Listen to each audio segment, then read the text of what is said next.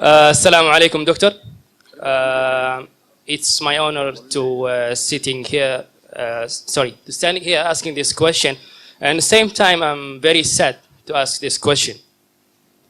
If the Qur'an is a book of the guidance, and the Islam is a religion of the knowledge and all this, then why we are Muslim as a nation, as a majority, we are standing in the back among the nations?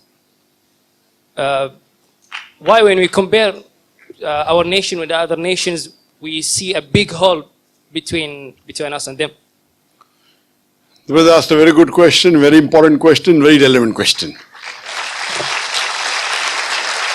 That if Qur'an has so much of information regarding science, technology, it's a book of knowledge, book of guidance, then why are we Muslims backward? It's a very good question.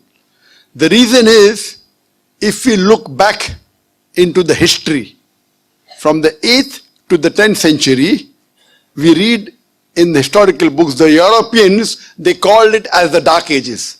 Dark for whom? Dark for the Europeans.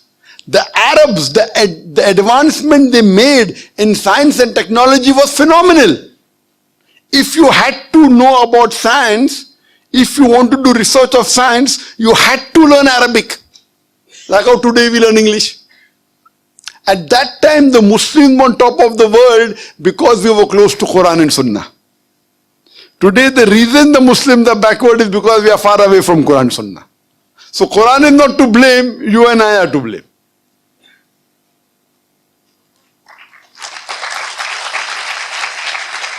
If you read in the books of history and books of science, I said in my lecture, Ibn Nafis. Ibn Nafis, 600 years after the Quran was revealed, was the first to describe the blood circulation. In a textbook, we know about William Harvey, we don't know about Ibn Nafis. So two reasons. Number one, Muslims have gone away from Quran and Sunnah. Number two, media. You know, media also plays a big role in it. In our textbook, in my school, I never heard about Ibn Nafis. After when I did research, I came to know. In my textbook was mentioned William Harvey. The first person who drew the world map of the world was Al-Idrusi. In 1154, he was a Muslim. Do you know the numbers that we have? 1, 2, 3, 4. What's it called? What's it called, 1, 2, 3, 4? What is it called? Say loudly. Arabic numerals. How we have Roman numerals? 1, 2. Arabic numeral, why? Because 0 was first introduced by the Indian. The Arabs took it up, put a decimal point, and we have the Arabic numerals. If you know about Al-Abthusi, he was the one who discovered the Pythagoras theorem, which we learn in school. We learn Pythagoras theorem, we don't know the name of Abthusi. The square of the hypotenuse is equal in a triangle. The square of the hypotenuse is equal to the sum of the other two sides of the triangle. Do you remember or you've forgotten? You remember, na? MashaAllah, good student. Who was the person who discovered it? Now you came to know, correct? Better late than never. Al-Abthusi, Muslim. Trigonometry, we learn trigonometry. Who is the main person of trigonometry? Al-Biruni.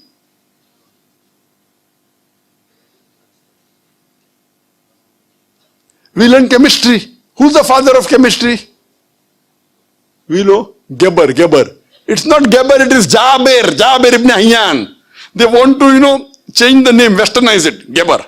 So Geber looks like a westerner, sounds like a westerner, correct? It is Jabir ibn Hayyan.